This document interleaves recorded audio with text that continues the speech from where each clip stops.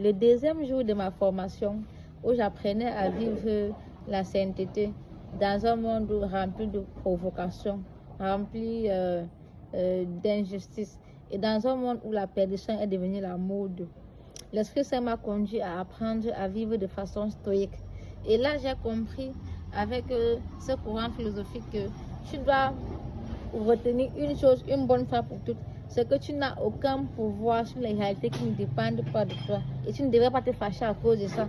Parce que tu es humaine, tu es Dieu. Seul Dieu a le pouvoir sur les réalités, les choses vivantes, tous les êtres vivants, des herbes, des bébés, des animaux, jusqu'aux êtres humains. Tu n'as aucun pouvoir sur leurs pensées, leurs actions et même leurs paroles. Tu n'as absolument aucun pouvoir. Du moment où tu comprends ça, tu verras que plus personne ne va t'énerver, plus personne, je dis bien plus personne. Et tu pourras vivre en harmonie avec ta famille, ton entourage, sans plus te fâcher.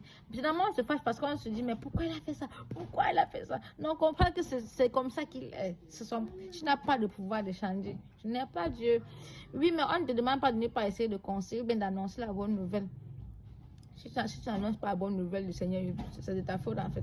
Parce que le peuple de Dieu paye faute de connaissance. Tu peux lui annoncer la bonne nouvelle, tu peux lui parler, donner les passages bibliques qui disent que tel ou tel comportement n'est pas bien, il faut changer, tu vois.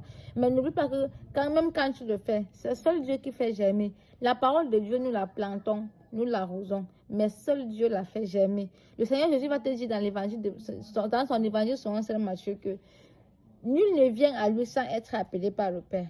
Ouais. Alors, si tu annonces, si depuis longtemps, tu annonces la bonne nouvelle du Seigneur Jésus à quelqu'un, que la personne ne change pas, tout ce que tu peux faire, c'est de prier pour la personne, pour que le Seigneur Dieu, notre Père qui est aux cieux, fasse germer cette bonne nouvelle-là. Tout comme Sainte Monique a prié pour son fils Augustin pendant longtemps. Et son fils Augustin, qui était au Khofa, qui vivait dans la perdition, est revenu rejoindre Dieu jusqu'à devenir même un saint, un modèle de sainteté. C'est pas ce que tu comprends. Donc, prions tout simplement pour nos proches, pour qu'ils changent. Mais on ne se fâche pas, parce que ça ne dépend pas de... Ce sont les réalités qui ne dépendent pas de nous, qui ne nous affectent pas. La seule chose qui doit énerver un stoïque, c'est le péché. C'est quand lui-même il a commis un péché, c'est quand lui-même il a fait le mal. Alors, si tu comprends, tu vas voir que tu ne vas plus jamais te fâcher. Plus jamais. Que le Seigneur t'accorde cette grâce. Amen.